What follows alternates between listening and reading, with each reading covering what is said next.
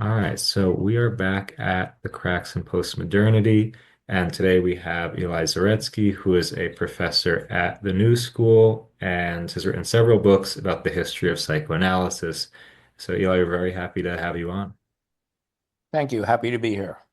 So, first, let's just start with a little bit of your background. I mean, what was it that first sparked your interest in psychoanalysis?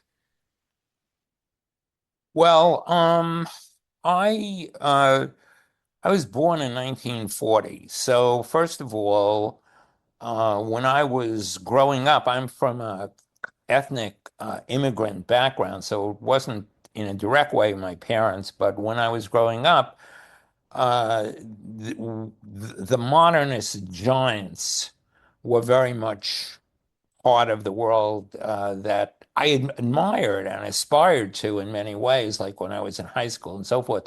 And that would be Freud, Kafka, Joyce. That was really the background. And secondly, I became aware of Freud as an adolescent because adolescence is so much about sexuality. And so I became aware that there was this, thinker that as I saw it then, placed sexuality at the center of personal experience. And then I became a Marxist and still am. And my first book, Capitalism, the Family and Personal Life, was a response, a really very welcoming response to the birth of the women's movement at the beginning of the 70s, the end of the 60s, the beginning of the 70s. I was editing a Marxist magazine, and I responded by situating feminism and the cultural issues associated with feminism uh, in the history of the family. And when I thought about the place of the family in human history and all of that socialism and history, social history had to offer in terms of understanding the place of the family, I felt that I had really kind of pushed the limits of what I could say about that, but that there was a whole new way of understanding of that, and that was psychoanalysis. And so then after that, just the final thing was I was given the job. I was working on a Marxist magazine editing actually, and I was given the job of editing Juliet Mitchell's book Psychoanalysis and Feminism, which came out in 1973. And in order to do that, I read Freud and I found myself reading the whole of Freud and so forth. And at that point, I got very involved with psychoanalysis. So, I mean, you were part of this, I guess, this faction that wanted to understand how Freud's insights could further certain leftist progressive causes. And there are plenty of others who are involved in this kind of school of thought. I mean, obviously Christopher Lasch was a big proponent of this. And I mean, I think there's some like people today when they hear this kind of voice, this kind of Freudian left, it's something very it's something very new because I don't know, I mean, like the mainstream left, especially of the 60s went in a very different direction. So I'm wondering like what would you say is distinct about what Freud contributes to certain progressive leftist causes? Well, first of all, I don't really think it's that new. Hmm. Um, the From the time of the Bolshevik Revolution on, from 1917 on, when you had the failure of the Bolshevik Revolution in terms of the failure of the development of a revolution in Western Europe and in the United States, it became central to Marxists to understand why uh, why the Western working classes had not evolved toward socialism. But whether you know. irrationality, lack of class consciousness, individualism, consumerism. There were a million theories. So I think psychoanalysis became part of Western Marxism, post-Bolshevik Marxism, very early around that problematic, around trying to understand the failure, the obstacles to revolution. Um, I don't know. Does that answer your question? Yeah, no, I mean, when I say new, I don't mean Right. I guess it's Yeah, surprising for yeah, people oh, yeah, today, you know. yeah. Well, I don't know. It's not been. I mean, it's not. There was always the prejudice against psychoanalysis that it was bourgeois, individualistic, navel gazing, and so forth. That to me reflected problems in the left itself, prejudices in the left itself. I don't think I have to tell the editor of Cracks in Postmodernity about the importance of culture. So,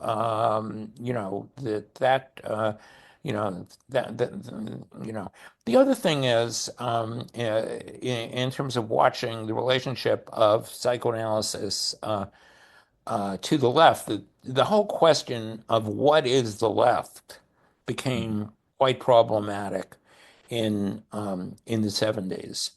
And especially with the rise of the women's movement. The women's movement has really been the dominant movement of our lifetime. And the antagonism to psychoanalysis was fundamental to the women's movement. So you had kind of minority figures like Lasch, who were drawing on psychoanalysis as a way to understand sexuality and family and gender and so forth that is different from the women's movement. The whole Freudian idea of bisexuality, for example, that everybody is both male and female. You may say, oh, well, the women's movement already knows that, but no, the women's movement is actually based on, this fundamental breach between men and women. And that, Freud wrote in the 1890s to a friend, I've grown accustomed to thinking of every sexual relationship as involving four people, meaning a man and woman on one side, man and woman on the other side. That is not the thinking. That is not the dominant thinking of our time.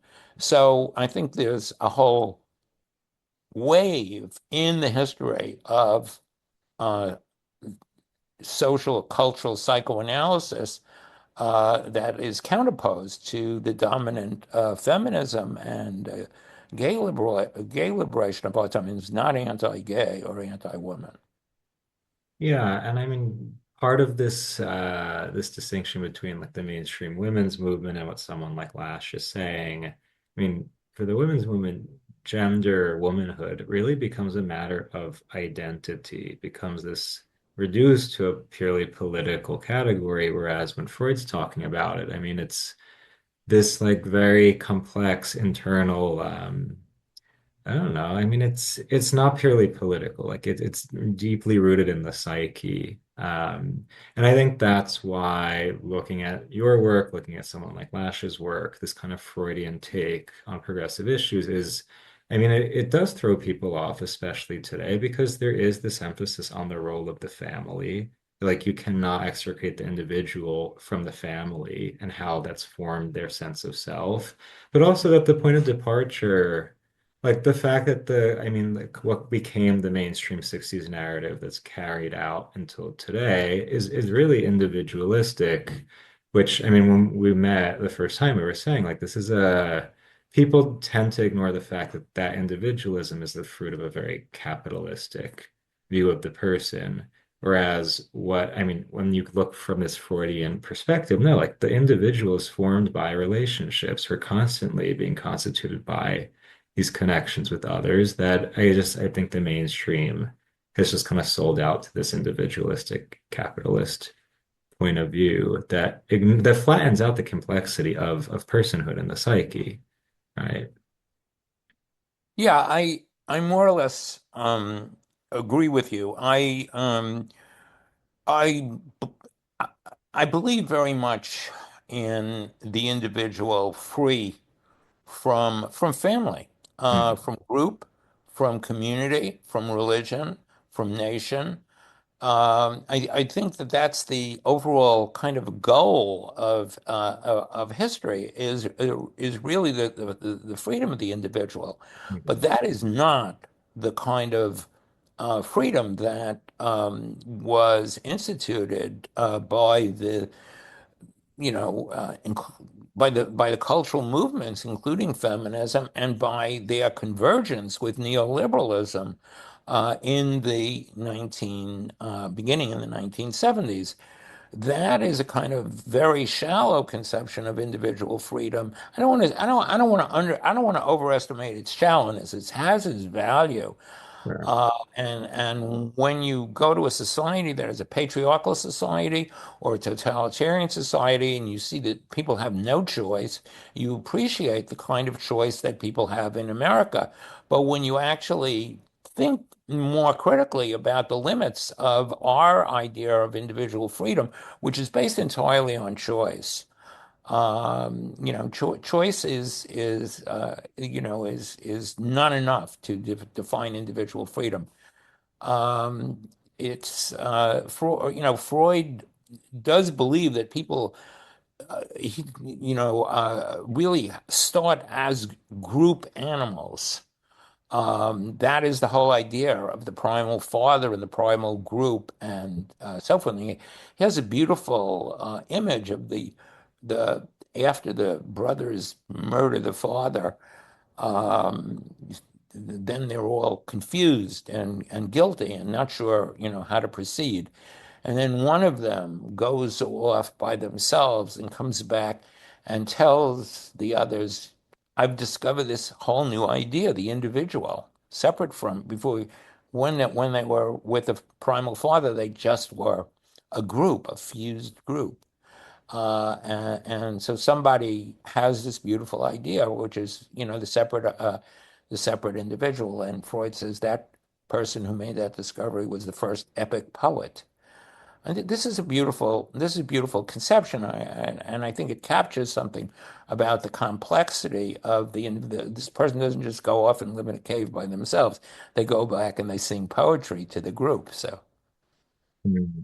Yeah, and I mean, can you expound a little bit more though on like when the I mean both the academic and psychological establishment broke from Freud and yeah, like for those who don't know, kind of explain what was going on at that point in time.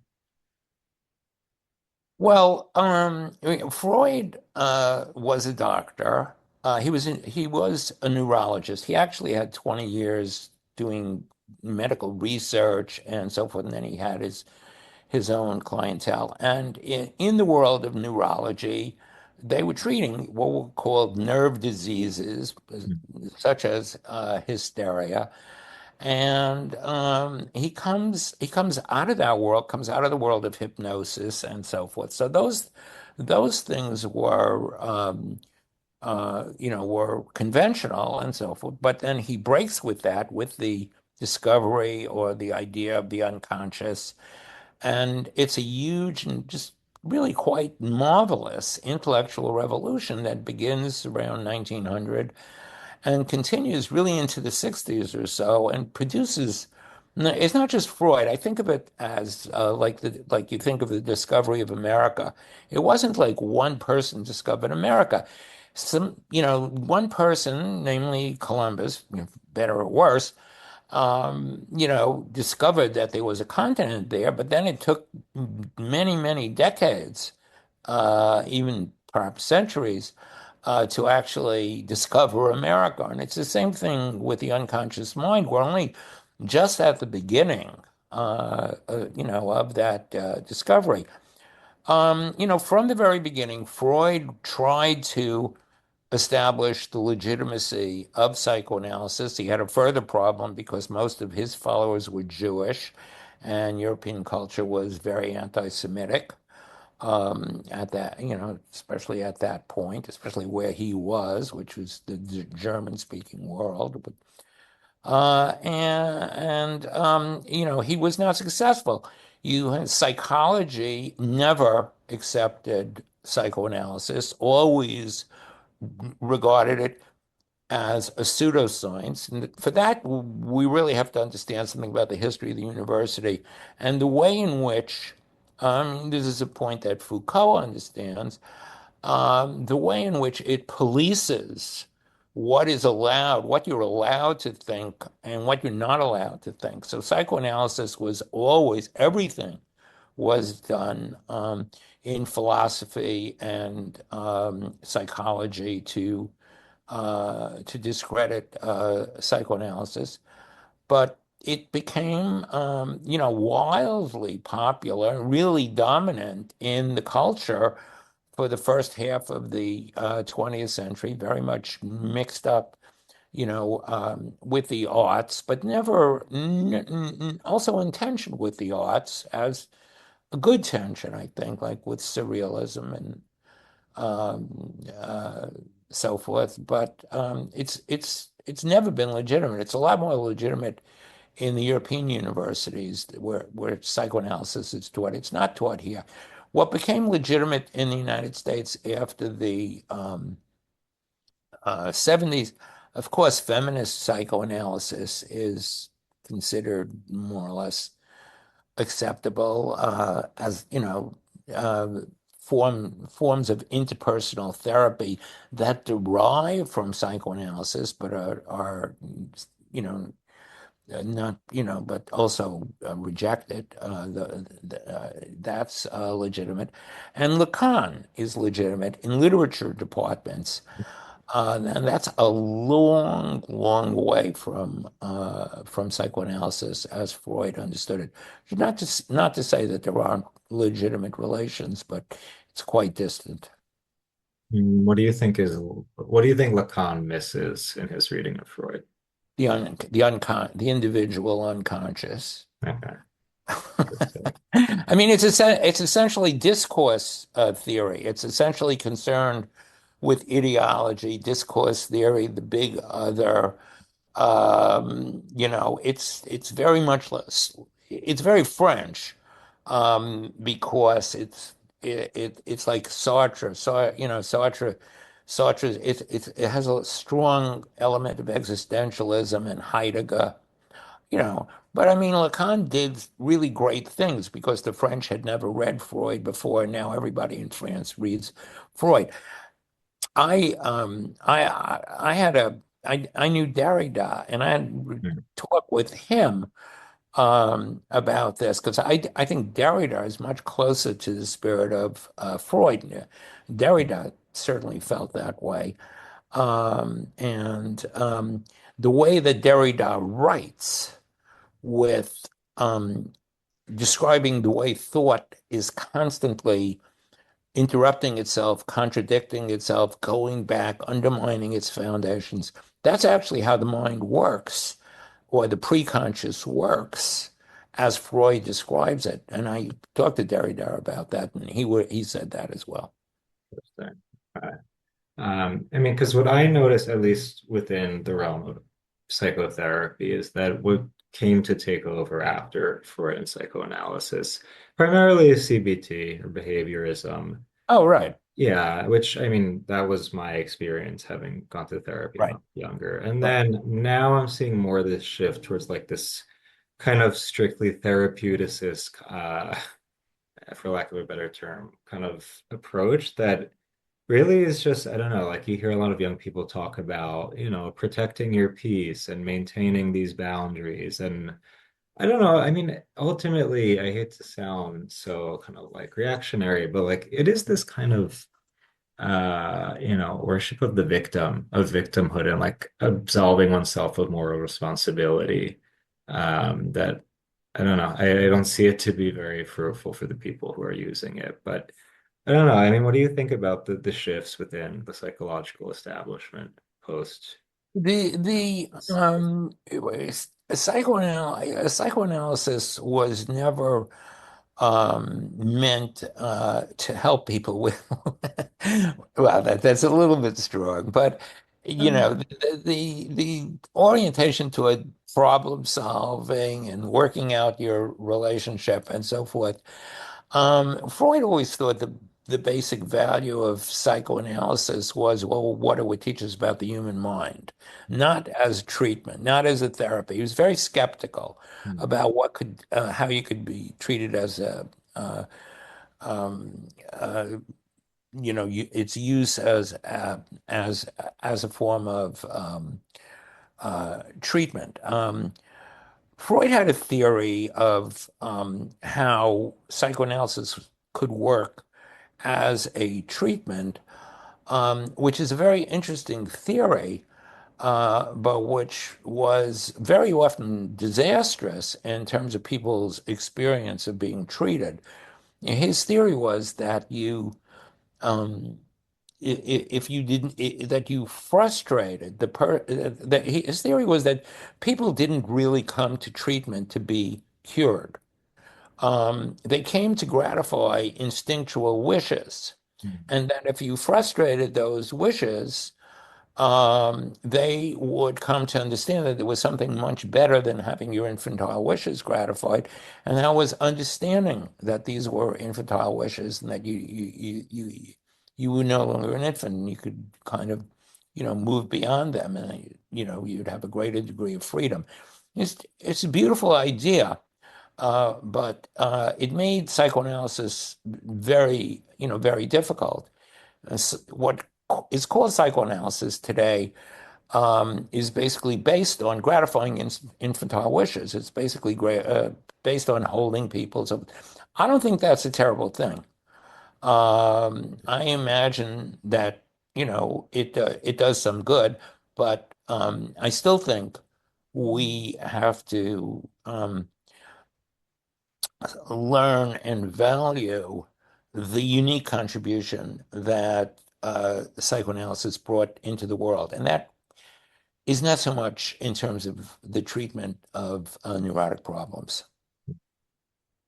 Thing. Yeah, because I mean, what I see with this shift towards behaviorism is that, I mean, it is very practical, but up until a certain point, because you can only regulate your thought patterns for so long until like deeper issues, deeper complexes within your psyche just, continue to kind of, I mean, they're still there. I mean, just regulating behavior, regulating what's on the surface doesn't really get to the root of those deeper complexes that again, I think you're right that psychoanalysis doesn't necessarily set out to fix, but it's helpful to at least be able to understand like what is the origin of this issue that I have. And again, I mean like the more therapeuticist approach, um, like I noticed like when it does kind of address deeper rooted like family issues, the attitude is always to like place the blame on someone else rather than look at like how can I use my own agency to Right, grow, to heal from this.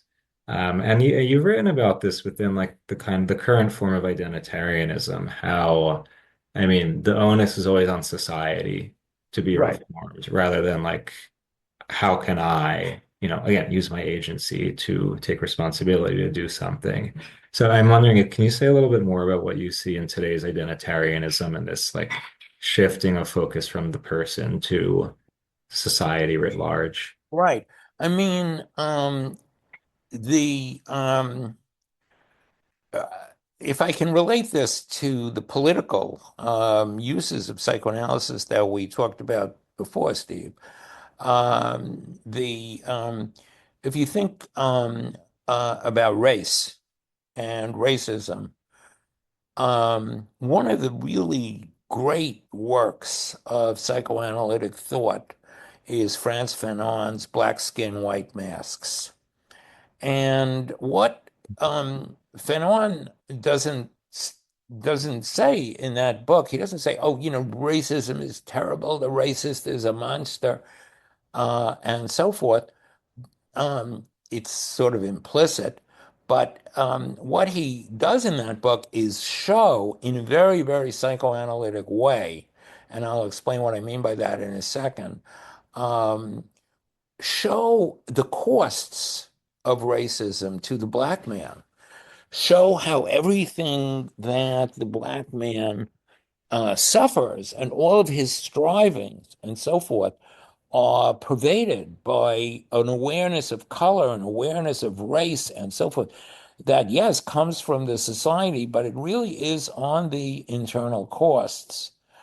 And that ties in with what I said before, that we try to understand.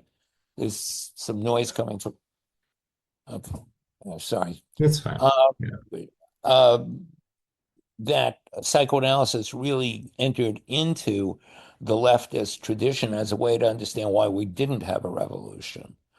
So that when psychoanalysis was strong, that is really what it showed.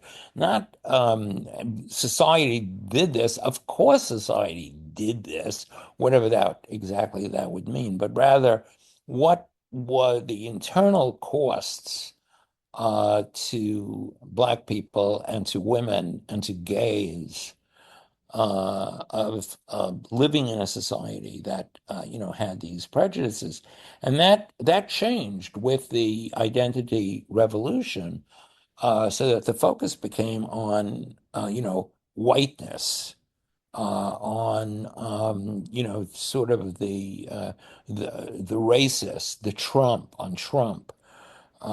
Trump as symbolic of, that's like medieval. The medieval world, whenever something wrong happened in the medieval world, they explained it as the devil. The devil did that. Oh, you drop, you dropped the plate. The devil kicked it out of your hand. And so forth.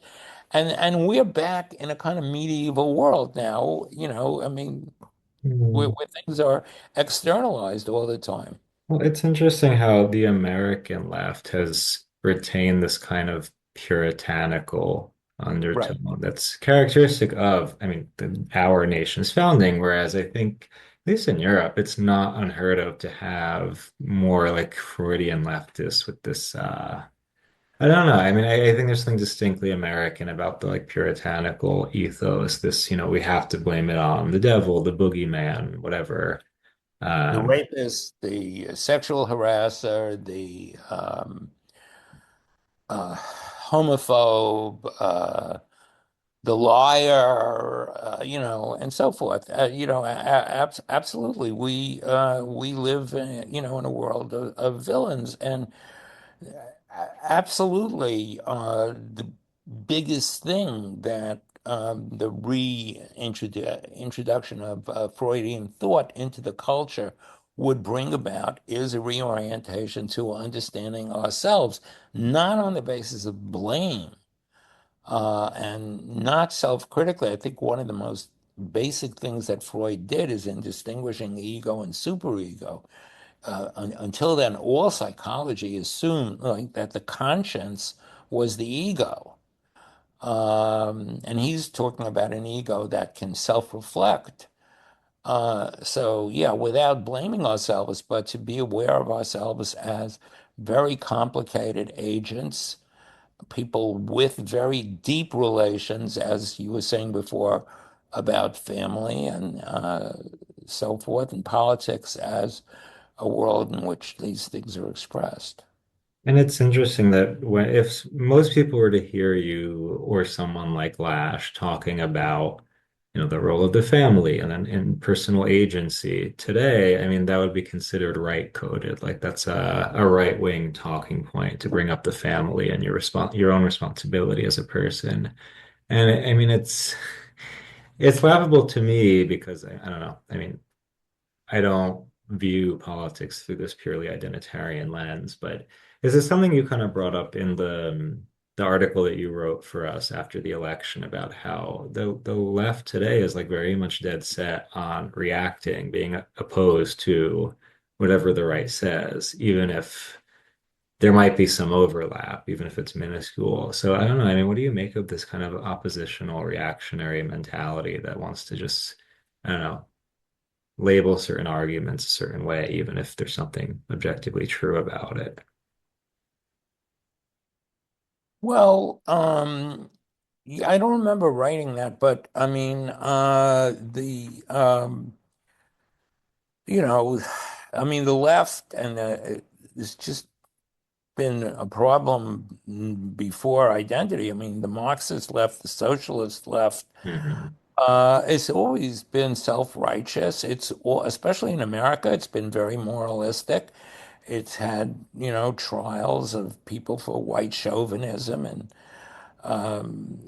so forth. And I mean, if you listen to the so-called left or progressive mainstream channels like MSNBC or even PBS, and especially MSNBC, it's just like one long litany of how terrible Trump and the Trumpists are, and by extension, how good we are and how we are the force of righteousness and they are the force of evil. And no, I don't believe, I definitely do not believe that. What was Kamala Harris's slogan? We won't go back. In other words, we're making all of this fantastic progress.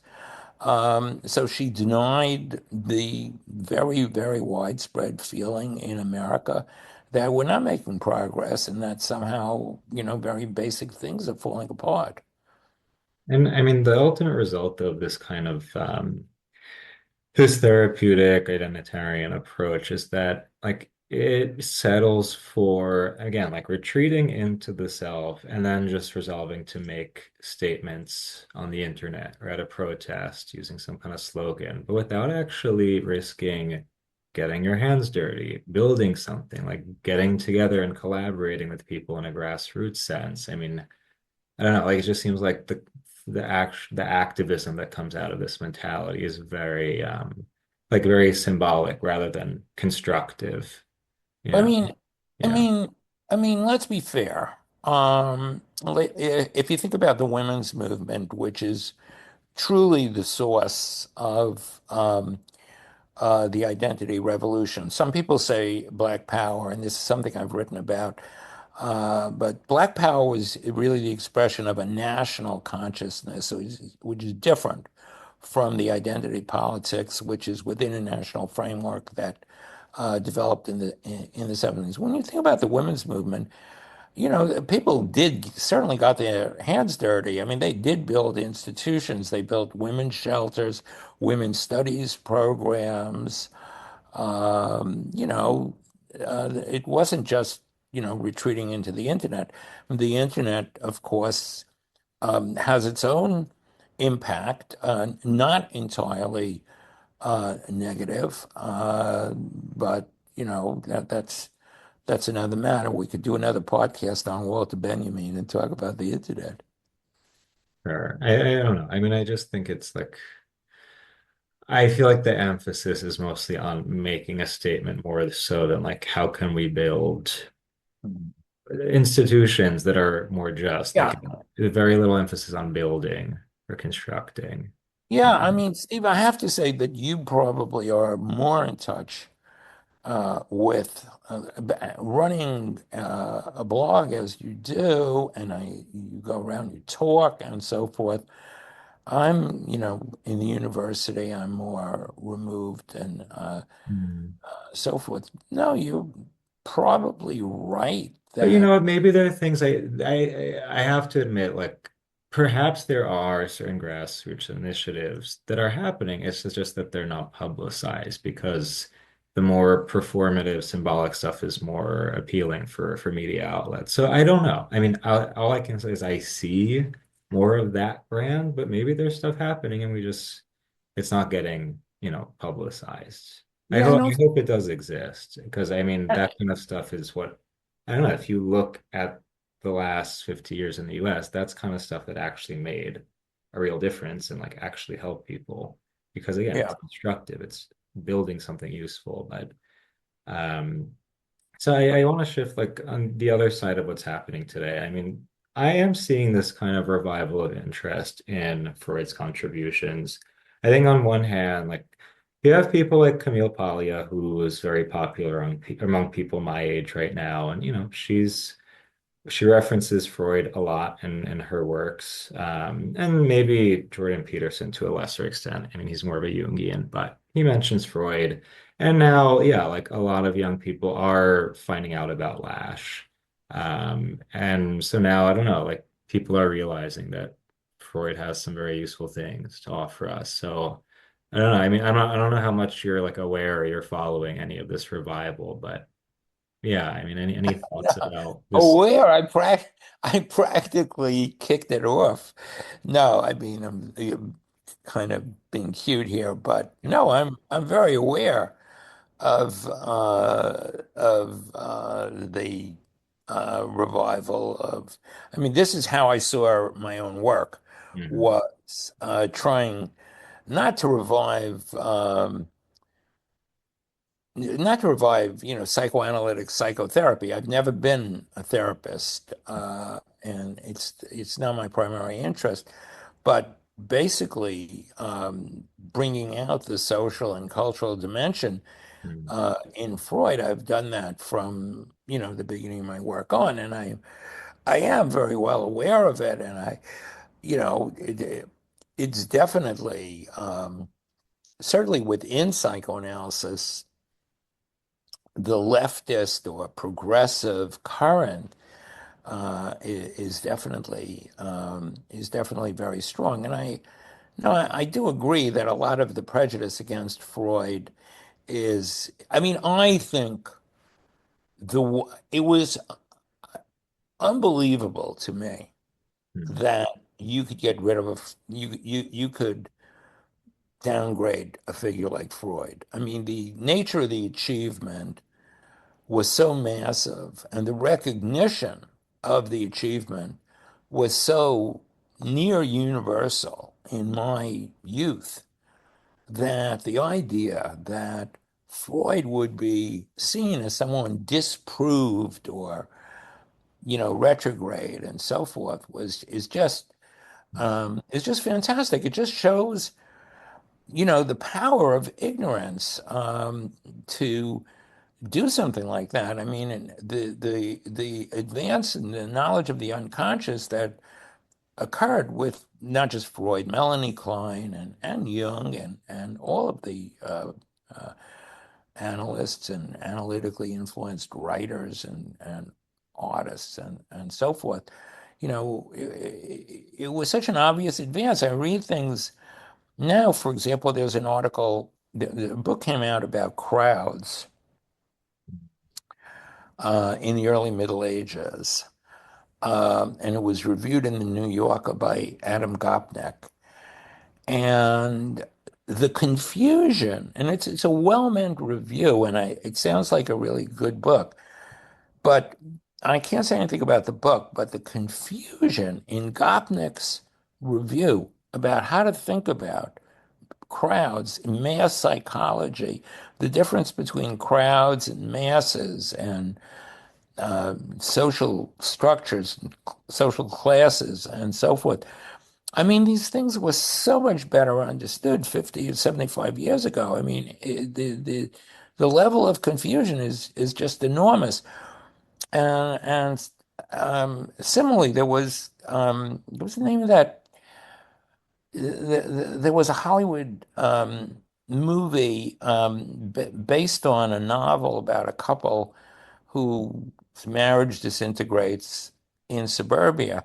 And in the novel, which was a novel of the 1950s, you learn about their families and you learn about their childhood, and you can understand why these things happen and in the ways in which they bring these things on themselves.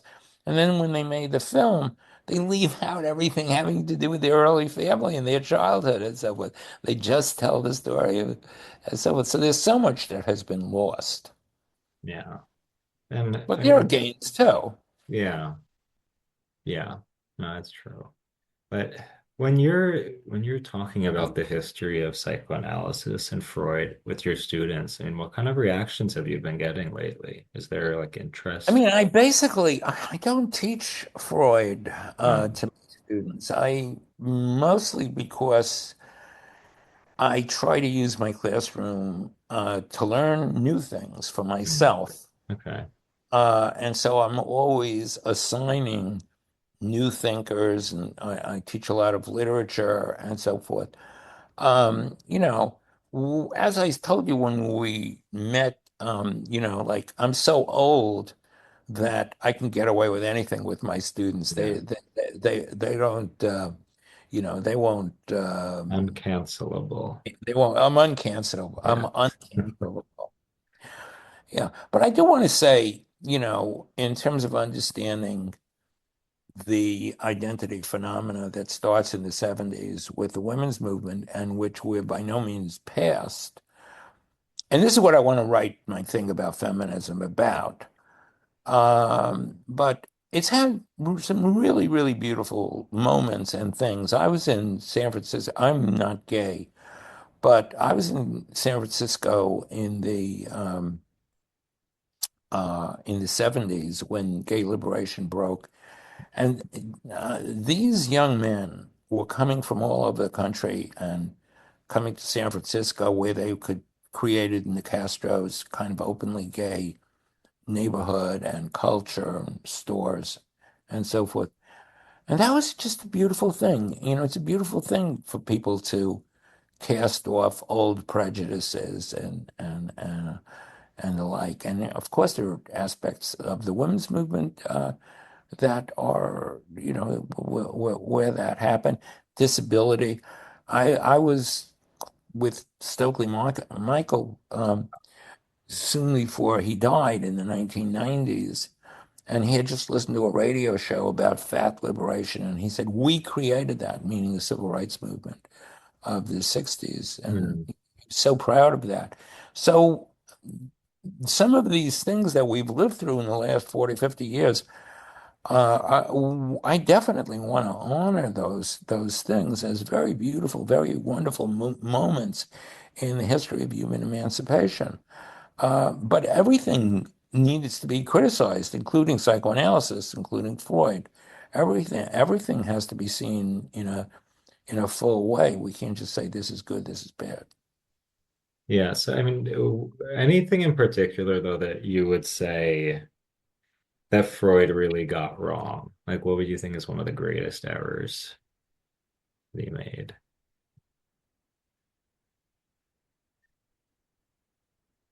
if any? Um, he was very progressive on the gay question. There's a beautiful letter, in my book, Secrets of the Soul, I reprint the whole letter. Beautiful letter he wrote to the mother of someone who had written and who had a homosexual son. He was very progressive on that. I, People will say, but he got women wrong.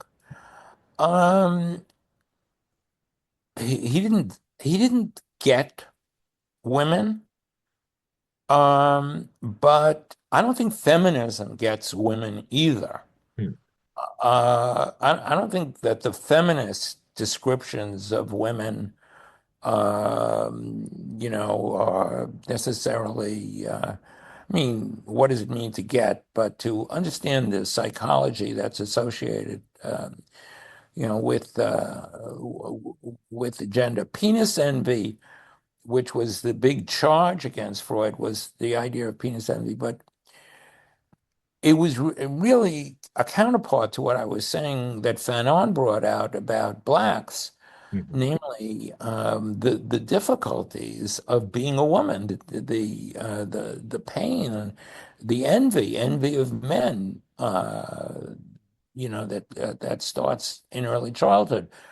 It's the that aspect of being a woman still needs to be understood. The internal costs, which I'm sure are still there. So I wouldn't want to say, that what Freud got wrong. You know, Freud, Freud was very tentative. I quote in Secrets of the Soul, I quote, he was in his 70s.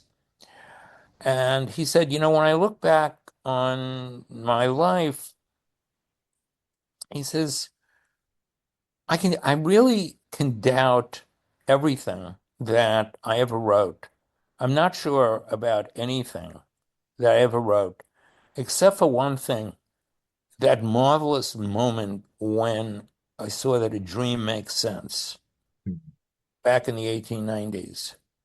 And that is, you see, what you want, and what psychoanalysis brings in the world is certain things are actually messages from the unconscious. If you go to a therapist and you tell the therapist a dream, and that therapist says to you what that dream really was, because that dream was produced by your unconscious. There was a dream. There is an unconscious.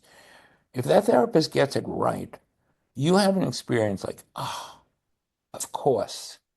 Aha. Now I see it. Of course, it was because of what happened at work that day. I see. I was upset about that. I didn't even realize. You know it immediately. It's not the normal way, which is, that's interesting. Let me think about that and so forth. You have an experience. They call it in Gestalt, aha. It's a Gestalt experience. It's a total experience. It reframes everything. And then you know something is coming from the unconscious. This is what Proust was trying to get at when he talks about the the cookie. What is it called? The forgot the name of the cookie he eats from his The childhood, Madeline cookie. Madeleine. And Yeah. he when he eats the Madeleine, it brings back his whole childhood. Mm. How hard it was for him to know that his mother was downstairs and she wasn't coming up to be with him and so forth. And and so that is a message from the unconscious. Yeah. What we need receptivity to those messages. And they also come through art. They come through the culture and so forth. We have to bring the unconscious back. Mm. And just to, I guess, to wrap things up, I want to touch on a topic that you've written about and I think is very much relevant to things that are to come soon. I mean, you wrote this post called "What Computers Can't Do." Oh yeah. And I think your take was very interesting because I mean everybody has an opinion on AI and again what's to come from artificial intelligence. But yeah, can you say a little bit about what you think it is that humans can do that computers cannot? Well, it's just as you associate to the blog, it's just exactly that we have unconsciouses. Our unconsciouses are the history of the species. They're our history, and they're the history we've inherited through all the connections. And so it's like Derrida said, the past isn't even past. It's present. And computers don't have that. They have access uh, to data. And what I wrote in my blog is that what a computer can't do is free associate. And what you do when you free associate is you're able to shut off the normal thinking. Like when I'm talking to you, I'm thinking, and you're talking to me. We're thinking. That's our rational, logical mind. But what psychoanalysis teaches us is that not that that's bad. No, of course not. That's great. But we can stop that and listen, hear something else. And I don't mean it like nature poetry or in necessarily a romantic way, because a lot of what we hear from the unconscious, in fact, practically everything we hear from the unconscious, and that we see that in the interpretation of dreams, practically everything that comes from the unconscious is jumbled and confused and difficult to understand and ugly.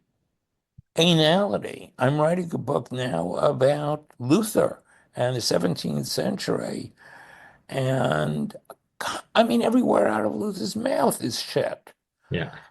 And there's reasons. There are reasons for that. That is unconscious material. I just reread Eric Erickson's book, Young Man Luther. And as opposed to ordinary ways of thinking, he has a beautiful explanation of how social change occurs, namely that young people, like Luther, when he was a young man, an adolescent, have personal problems. And they create new ideas in order to solve those problems, and that becomes a general understanding. So Luther had a personal problem. His father was a miner, businessman, and his father wanted him to become a lawyer because in the 1400s, that was how you got rich, was through becoming a lawyer. And Luther wanted to be a monk. Mm. And Luther in, loved his father. He was the oldest boy, and his father wanted everything from him and for him. And Luther, it was not easy for Luther to reject his father, but he came up with the idea that he had a greater father, which was God, and that his ordinary father was just almost like a friend compared to his relationship to God. And then he had the personal relation to God. And that was a complete innovation because he lived in a world where the only way you could have access to God was through the church, through priests, through the medium of the Mass, and so forth. You didn't have a direct personal relation with God. That was a fantastic, cultural breakthrough that came from his unconscious. He solved that problem. And oh my God, how many other people followed and how many versions of that, including non-religious. That's what individualism is. That's what you discover. I'm alone with God. That is Weber's explanation of how you get capitalism out of that, that you don't get something like capitalism without, a psychological, spiritual revolution. That's a sensitivity, to the unconscious. That's the kind of thing we have to bring back, as opposed to everything is choice, freedom of choice, everything is oppression, bad guys, the Trumpists, the sexists, the racists, and so forth. We have to get rid of that way of thinking. And just on a final note, I wanted to ask you to, I mean, you made an interesting point in the article you wrote for us after the election about how, I mean, you were really encouraging people who did not vote for Trump or who don't support him to be open to collaborating, to trying to make the best Right. out of his Right. administration. What might that look like? What do you think? Oh, I don't know. It's too early to tell. Trump, I mean, here we're switching to politics in the more, conventional sense of the term. Um, I think Trump is in an incredibly powerful position. I mean, in the article I wrote for Cracks in Postmodernity about the election, I tried, instead of saying, the bad guys won, I tried to get people to see what the role of the Democratic Party. I think the Democratic Party really destroyed itself. I do think it's like the story about the guy who, keeps rejecting the people who are trying to save him from the flood, and he dies. He says to God, "What?" He keeps saying, "God will save me," and then he dies. He says to God, "Why didn't you save me?" And God says, "Well, I sent you a canoe, I sent you a rope." All these people who had come by and tried to help him, save himself. Uh, the Democratic Party was sent a savior, and that savior was Bernie Sanders. That's how I see it. I think had the Democratic Party stayed with Sanders and Sanders' wing, complicated it, filled it out, broadened it, and so forth, it would still, be vital. At the present time, I don't really see that the Democratic Party is going to recover for quite a while, and I don't see anything going on in the Democratic Party. Trump, on the other hand, is in a more powerful position than any president of the 20th century. I mean, could only compare him to Roosevelt in 1936 in terms of he's got Congress, he's got a majority of the population, he's got the Supreme Court, he's charismatic, and so forth. I think Musk and Dutat made a good point about the fusion of Vance's populism and Musk's innovationism, entrepreneurialism, and so forth. That's very interesting. That's very, that's very possible. The thing that is horrible about Trump and that everybody has to fight is the stuff on the immigrants. And I mean, even just talking about it is disgusting. My parents were immigrants. I know the world of immigrants. You live in fear. Even if you become a citizen, you live in fear. Mhm. And that that has to go. A lot of the other stuff, I'm open. I'm open to rethinking healthcare. The criminal justice system is horrendous and so forth. I'd like to see big changes. So I don't know. I mean, I don't really see where to go right now, but I don't think anybody really, I don't see anybody that really does. I mean, going back to the Democratic Party, I mean, no. All right. Well, time will tell. Time will tell what's to come. But so no, I mean, our readers should be looking forward to some upcoming pieces from you. We're gonna be publishing a series on the Substack.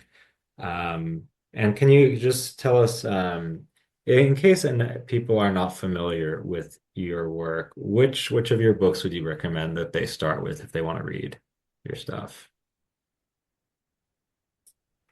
Well, goodness. Um, my first book is called Capitalism and Family and Personal Life. It's a response was a response to the women's movement, and it's being reissued by Verso in Wow. a 50-year edition. So that'll be coming out, and I do that. I'm very proud of my history of psychoanalysis called Secrets of the Soul, which is a real understanding of psychoanalysis. If you really want to understand something about psychoanalysis, I really think that does it, and it does it in social and cultural terms. So it's not, but it doesn't reduce psychoanalysis. And it develops what is like my core idea, which is the idea of personal life, which is really an alternative to the identity individualism and is rooted in an understanding of the family and so forth. Then Political Freud has essays that are related to the history of psychoanalysis. One is on race, one is on gender, one is on the Jews.